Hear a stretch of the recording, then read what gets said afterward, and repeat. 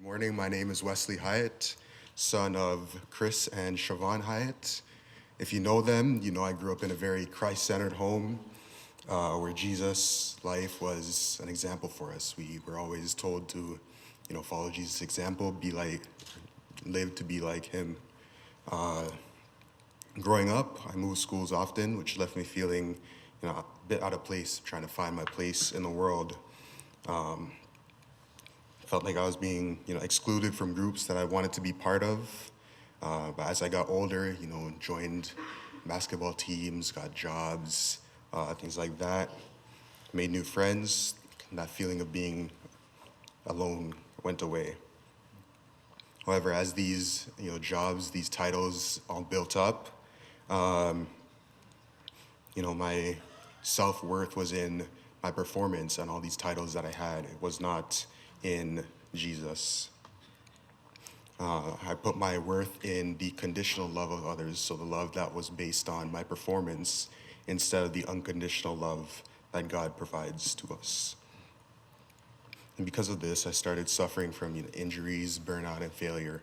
But they were necessary for me to understand what God was telling me. God said, I'm not impressed with you. I'm not impressed by all the work that you put in because I created you. I know all that you can do. I created you with your skills and your weaknesses. Instead of focusing on the world and what you can do for it and what the world can do for you, focus on me. The verse that's been very important to me is 1 Corinthians 15:10. By the grace of God, recite it with me if you know it.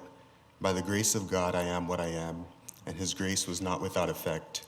In fact, I worked harder than all the apostles, though it was not I, but the grace of God in me.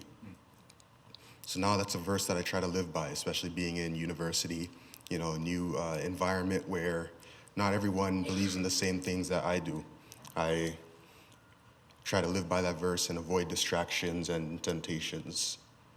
No matter how much I try, though, there will always be something that sounds better than Christ in the moment. As an imperfect human being, as a sinner, I will fall to temptation, but the eternal love of Jesus Christ is what will be centering me as I go forward. So, when the emptiness of a self-built life finally confronts you, turn to the Lord, be fulfilled in him.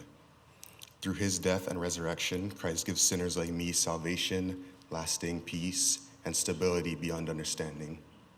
So I'll introduce myself again. My name is Wesley, son of Chris and Siobhan Hyatt, but first, son of the everlasting God.